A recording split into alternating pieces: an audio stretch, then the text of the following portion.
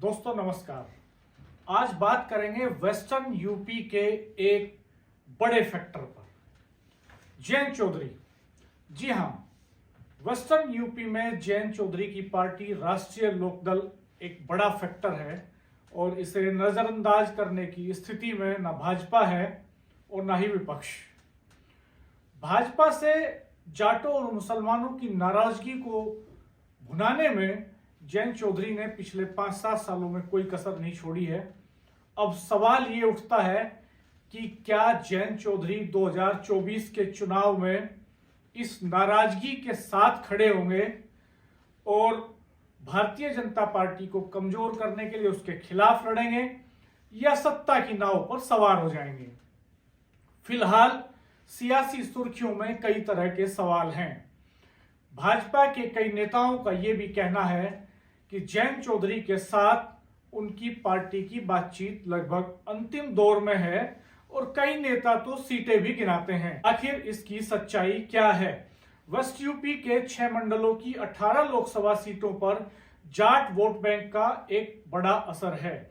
यहां जब जाटों के साथ मुस्लिम वोट बैंक मिल जाता है तो बीजेपी के लिए मुश्किलें खड़ी होती हैं। इस वोट बैंक पर जयंत चौधरी की पकड़ किसान आंदोलन और हरियाणा के पहलवानों के आंदोलन के बाद और मजबूत हुई है कि 2013 के मुजफ्फरनगर दंगे के बाद जाट मतदाताओं का रुख भाजपा की तरफ हुआ।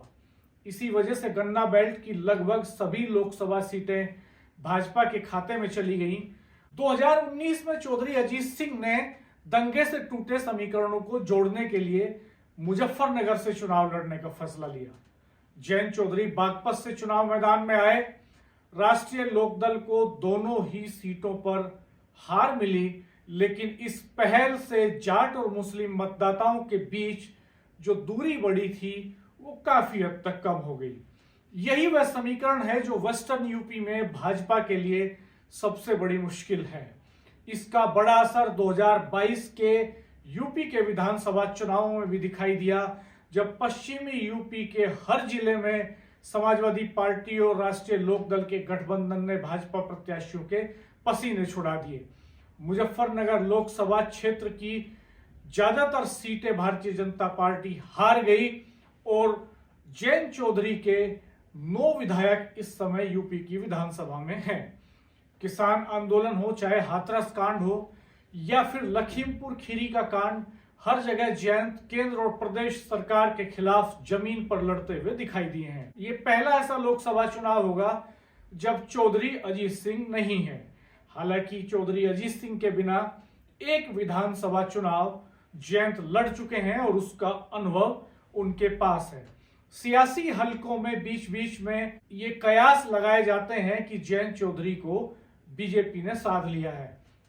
भाजपा के कुछ नेता तो गठबंधन में 5 सीटें और मंत्री पद का ऑफर तक जयंत को देने की बात करते हैं और इस पर सहमति का दावा भी करते हैं।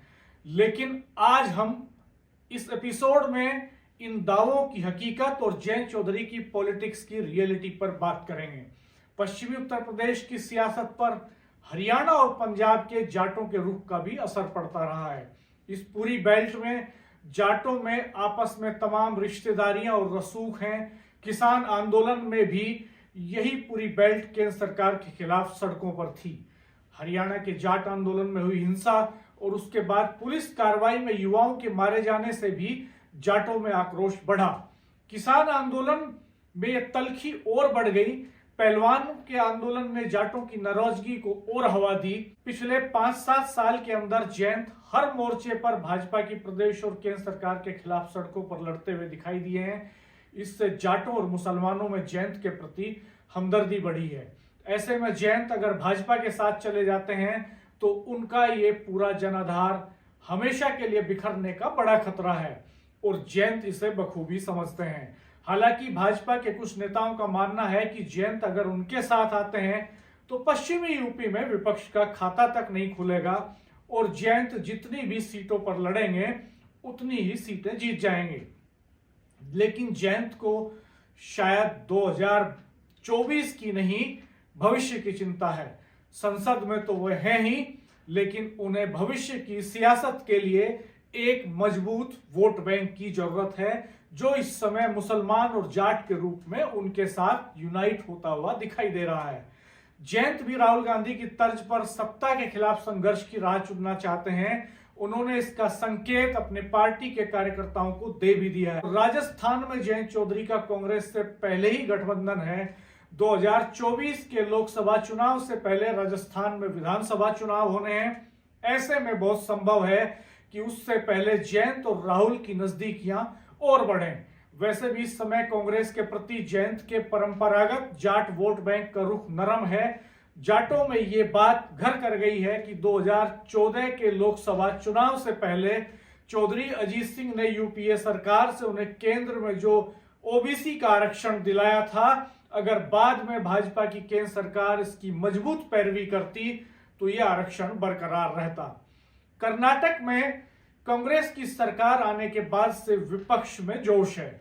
राजस्थान में वसुंधरा और मध्य प्रदेश में ज्योतिरादित्य सिंधिया के तेवर से भाजपा मुश्किल में है। छत्तीसगढ़ में भूपेश बघेल को बाहर करना भी बड़ी चुनौती है।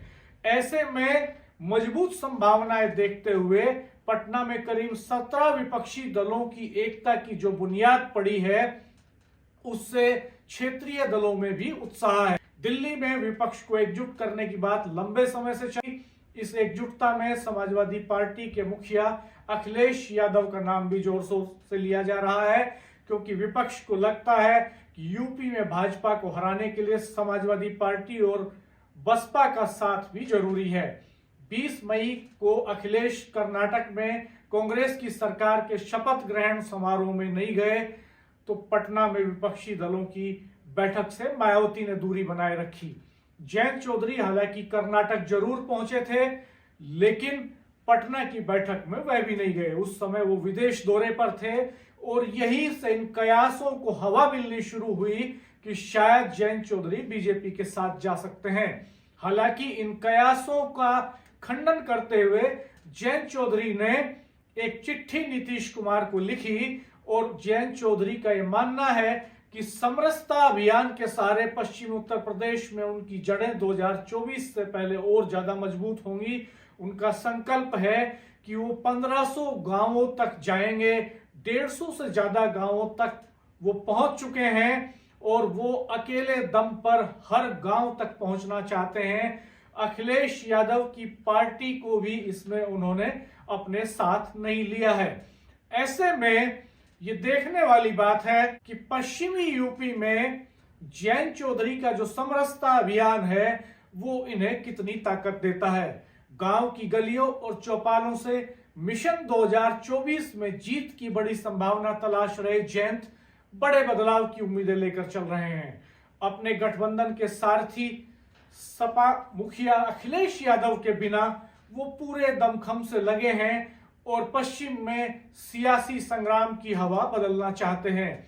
उनके सामने एक तरफ बीजेपी के विजय रथ को रोकने की चुनौती है तो दूसरी तरफ पश्चिम में बिना गठबंधन के भी चुनाव मैदान में मोर्चेबंदी की गुंजाइश तलाशने की कोशिशें हैं। इस अभियान में भाजपा की मुश्किल निश्चित तौर पर बढ़ेगी। जयंत चौधरी इस समय हर वर्ग की बात कर रहे हैं। उनका फोकस मुस्लिम वोटरों पर है, उनका फोकस किसान जातियों पर है और वो इस गठबंधन को मजबूत करने की नीयत से गांव-गांव निकल पड़े हैं। ऐसे में उनका समरसता अभियान एक बड़े अस्त्र का काम कर सकता है।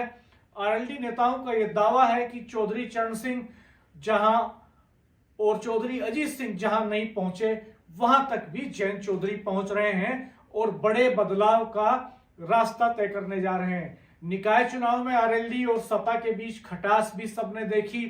चुनाव खत्म हो गया लेकिन दिलों में एक खटास, कार्यकर्ताओं के दिलों में एक खटास बरकरार है। ऐसे में क्या समाजवादी पार्टी और आरएलडी एक साथ रहेंगे, ये सवाल बड़ा है, या विधानसभा के राजस्थान के चुनाव के पहले जयंत चौधरी कांग्रेस के साथ चले जाएंगे। फिलहाल समाजवादी पार्टी के नेता जयंत के समरसता अभियान की शान में कसीदे जरूर पढ़ रहे हैं। समाजवादी पार्टी को लगता है कि पश्चिम में जयंत का प्लान जितना आगे बढ़ेगा बीजेपी उतनी ही कमजोर होती जाएगी और पूरब में अखिलेश और पश्चिम में जयंत बीजेपी को घेरेंगे। जयंत के अभियान से बीजेपी का जन आधार घटेगा, ऐसा समाजवादी पार्टी के नेताओं का भी मानना है। जयंत चौधरी ने नीतीश कुमार को पटना की मीटिंग के बाद जो चिट्ठी लिखी है वो बहुत अहम है और उसका जिक्र करना बहुत जरूरी है। जयंत चौधरी ने नीतीश कुमार को चिट्ठी लिखते हुए ये कहा कि वो अपने पूर्व निर्धारित कारणों की वजह से इस बैठक में शामिल नहीं हो पा रहे हैं। पत्र में उन्होंने देश में चल रही भाजपा सरकार पर निशाना साधा और कहा कि देश में आज के समय में अधिनायकवादी और सांप्रदायिक शक्ति जिस तरह से लोकतंत्र और सामाजिक समरसता के लिए खतरा पैदा कर रही है, उसे देखते हुए विपक्षी दलों का एकजुट होना समय की मांग है। जयंत चौधरी ने लिखा कि देश में अहम समस्याओं और चुनौतियों पर संवाद कर समूचा विपक्ष जनता के सामने एक दूरगामी व्यवहारिक योजना प्रस्तुत कर सकता है। ऐसे में हम मिलकर युवा, महिलाएं, किसान और वंचित समाज की आकांक्षाओं और विश्वास के साथ देश में सार्थक परिवर्तन ला सकते हैं। जयंत ने चिट्ठी में यह भी लिखा कि उन्हें विश्वास है कि ये बैठक विपक्षी एकता की राह में एक महत्वपूर्ण कदम साबित होगी। आगे बढ़ाओ। तो दोस्तों, इस तरह से वेस्टर्न यूपी में जयंत चौधरी एक बड़े फैक्टर के तौर पर उभर रहे हैं और जयंत चौधरी का रुख इस चुनाव की दशा और दिशा तय करने वाला है पश्चिमी उत्तर प्रदेश में। और पश्चिमी उत्तर प्रदेश, जैसा मैंने पहले के वीडियो में भी बताया था, बेहद इंपॉर्टेंट है, बेहद खास है, क्योंकि यहां से जो हवा चलती है वही पूरे उत्तर प्रदेश पर असर डालती है। और जो यूपी से जीतता है, जिसका यूपी में बहुमत होता है, जिसकी यूपी में सबसे ज्यादा सीटें होती हैं, उसी के सिर पर दिल्ली का ताज सजता है। देखते रहिए हमारा चैनल, सब्सक्राइब जरूर कीजिएगा, बेल आइकन प्रेस कर दीजिएगा, दोस्तों के साथ वीडियो शेयर कीजिएगा और हमारे साथ बने रहिएगा। धन्यवाद, नमस्कार। जल्द हम कुछ और बेहतरीन वीडियो लेकर आपके सामने आएंगे और ग्राउंड रिपोर्ट्स भी दिखाएंगे।